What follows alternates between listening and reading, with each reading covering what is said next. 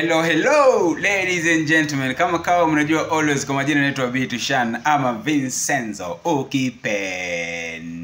Na leo nimewaletea hondo moja kali sana ambaye mnajua always gossip show ambaye tunakuaga naye Eunice Wangeshi nami Bitushan tukiwa tunapea pindi tu yanapochipuka. Kuna ngoma kali ambaye imetokea hapo unacheki inatoka Tam featuring Bien na Diamond Platnumz. Wametoa ngoma kali, hiyo ni collab ya Kenya na Tanzania. So swali ni kwamba kuliendaje mpaka Diamond Platnumz akakubali mwishowe kutupa kolabo wa Kenya. Diamond Platnumz alikuwa amekaza kwa muda mrefu sana hawezi kuwapa wa Kenya kolabo. Tuna pale Willy Paul amejaribu sana kutafuta kolabo mpaka tunaona juzi pale kulikuwa na bahati alienda pale kuweza kumtetea Willy Paul ili aweze kupata collab na Diamond Platnumz, lakini Diamond alikataa katakata. Sasa sijui imekuaje mpaka Bien akapata collab na Diamond Platnumz. Ama ni kwa sababu kuna vurugu kidogo kati ya Kenya na Tanzania. Unaona kidogo maybe wa Kenya wanasema sijui president hapa president kule,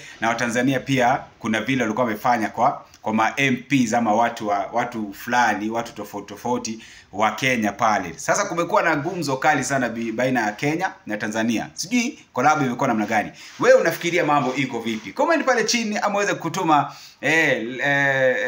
like yako pale ama uweze kusema chochote pale unahisi mambo iko namna gani between collab ambayo ifanyika kati ya Diamond Platnumz na Bien. Na pia utuambie kama ngoma imeweza ama imechemsha. Ngoma iko vipi? Hiyo ndio tunataka kujua ndani ya B Media FM. Hapa ni Gossip Show nikiwa wako Bitushan, tukiwa tunashirikiana pale na Eunice Wangeshi ndani ya The Gossip Show. Au sio?